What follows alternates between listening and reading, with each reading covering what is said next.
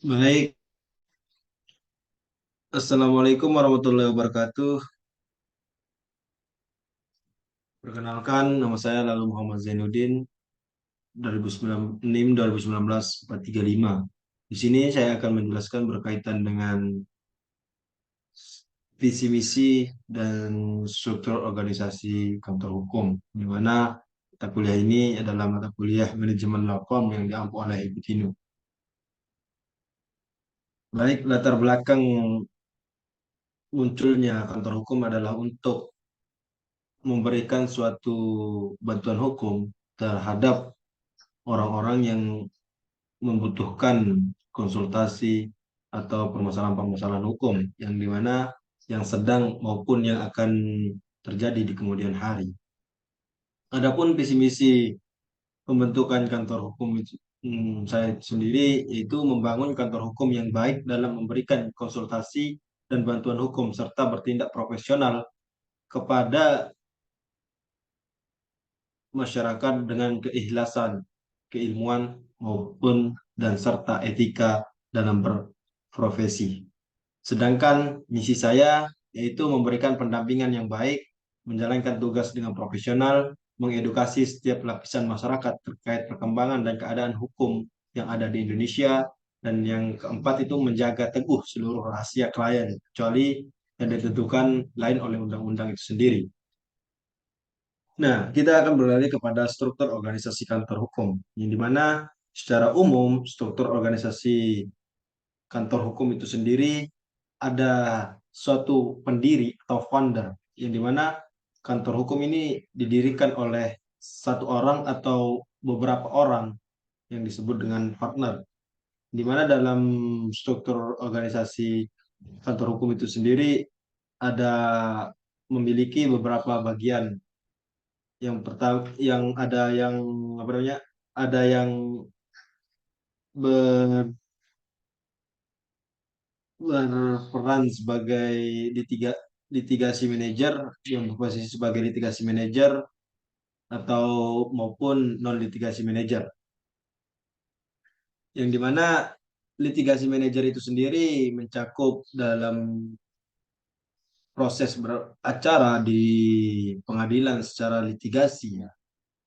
Dan sedangkan non litigasi itu yaitu beracara atau manage suatu apa namanya, suatu permasalahan yang berada di luar pengadilan itu sendiri, penyelesaiannya yang di luar pengadilan itu sendiri, dan di mana litigasi ini sendiri yang menyangkut permasalahan publik maupun privat yang dilaksanakan oleh lawyer atau pengacara itu sendiri. Sedangkan non litigasi ini sendiri adalah proses penyelesaian sengketa yang di luar pengadilan dilakukan oleh konsultan maupun mediator.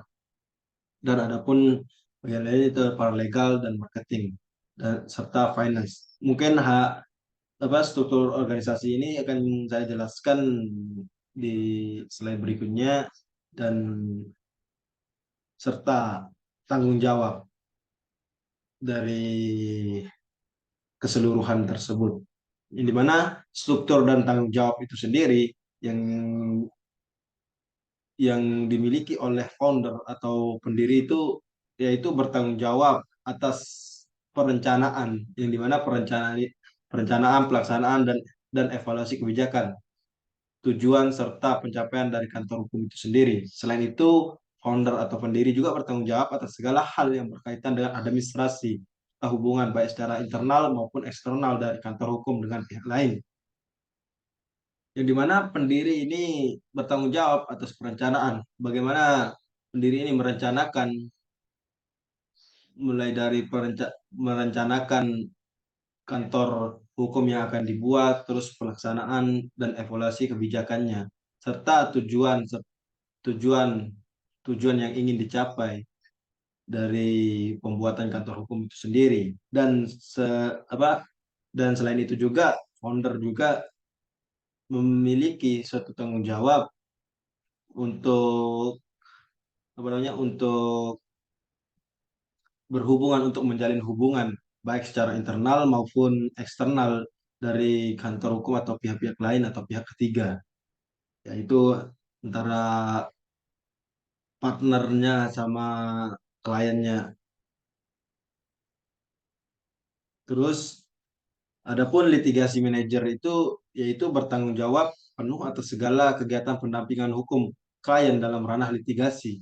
Yang dimana litigasi manajer ini akan mengawal suatu permasalahan hukum yang dimulai dari tahap penyelidikan sampai dalam tahap pengadilan itu sendiri sampai putusan sampai mendapat putusan hakim yang bersifat inkrah.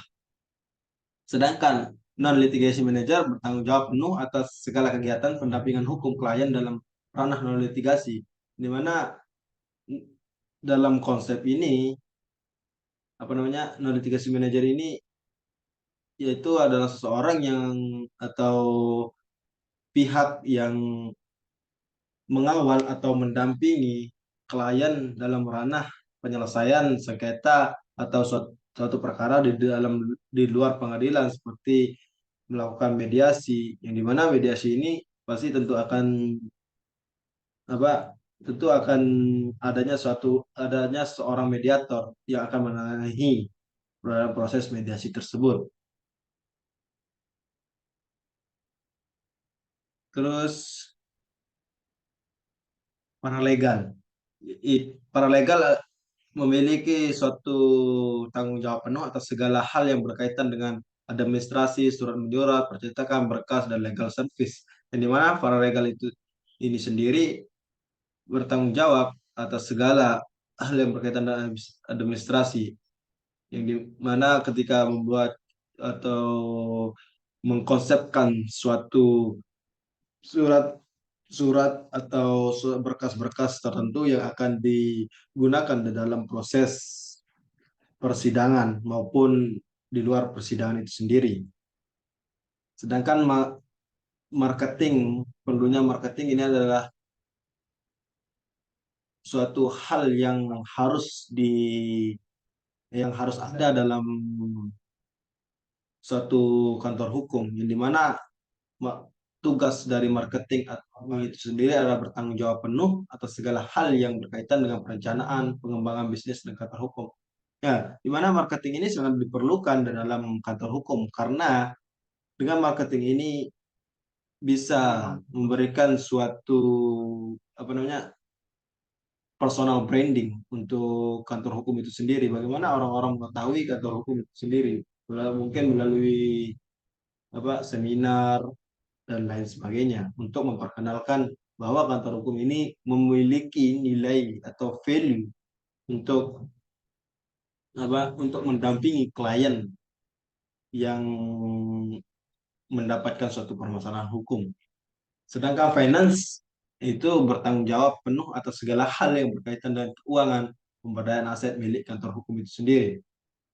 Yang dimana finance sendiri ya ialah seseorang yang atau suatu struktur yang harus dimiliki dalam kantor hukum itu sendiri untuk memanage keuangan, pengeluaran maupun masukan atau keuntungan yang didapatkan atau yang dikeluarkan oleh kantor hukum itu sendiri supaya data-data atau pemasukan-pemasukan itu sangat jelas dan tidak amburadul dalam pengeluaran keuangan itu sendiri maupun maupun tidak ada kerancuan dalam mendata aset-aset yang dimiliki oleh kantor hukum itu sendiri.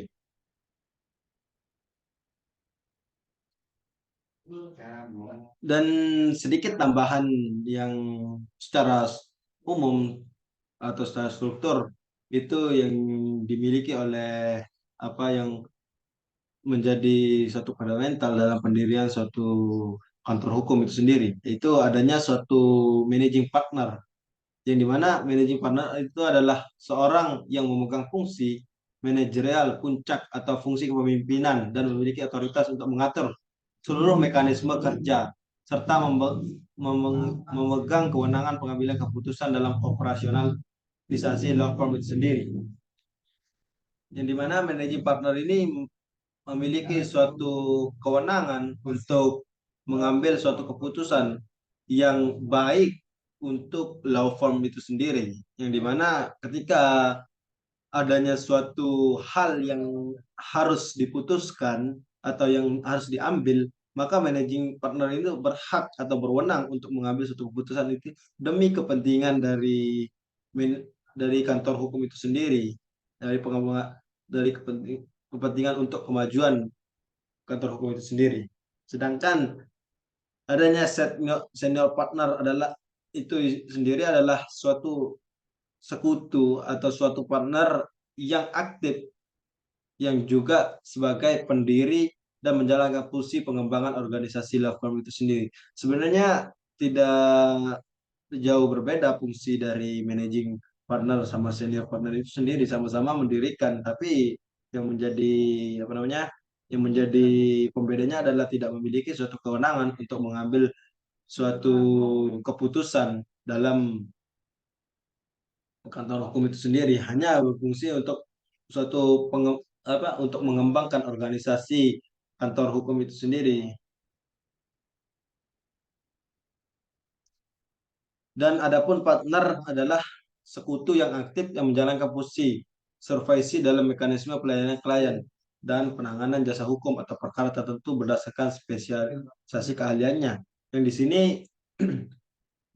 partner itu sendiri adalah seorang yang dijadikan suatu partner atau dijadikan suatu teman yang memiliki suatu keahlian atau suatu bidang di bidang-bidang tertentu, yang dimana ketika partner ini sendiri yang memiliki mungkin yang memiliki keahlian di bidang perdata, maka dia akan secara spesifik akan mengatur berkaitan dengan hukum-hukum perdata. Dan partner yang memiliki keahlian di bidang pidana, maka dia akan mengurusi atau apa namanya, atau